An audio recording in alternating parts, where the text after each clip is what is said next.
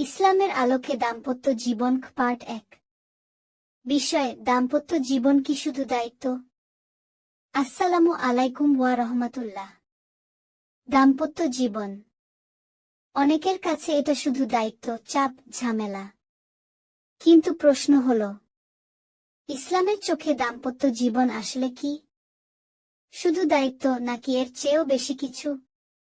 আজ আমরা এই বিষয়টাই বুঝার চেষ্টা করব। ইসলাম বলে, দাম্পত্য জীবন শুধু সামাজিক চুক্তি না, এটা ইবাদত। যখন একজন স্বামী তার স্ত্রীর হালাল ভরণ পোষণ করে, এটা সদকা। যখন একজন স্ত্রী স্বামীর সম্মান রক্ষা করে, এটাও ইবাদত।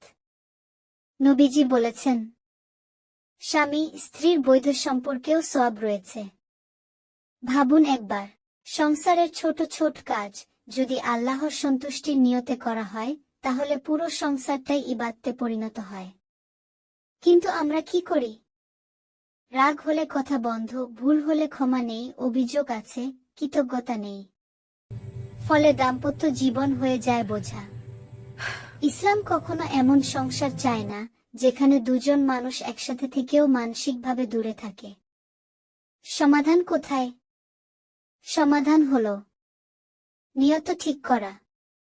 আমি সংসার করছি আল্লাহর জন্য, আমি সংযোগ করছি আল্লাহর জন্য, আমি ভালোবাসছি আল্লাহর সন্তুষ্টির জন্য। নিয়ত বদলালে আচরণ বদলায়, আর আচরণ বদলালে সংসারে শান্তি আসে। আল্লাহ আমাদের সবাইকে ইবাদতপূর্ণ দাম্পত্য জীবন দান করুন, আমিন। এই ভিডিও ভালো লাগলে ফলো করুন। পরের পার্টে কথা বলবো, স্বামী স্ত্রীর অধিকার কি। আসসালামু আলাইকুম।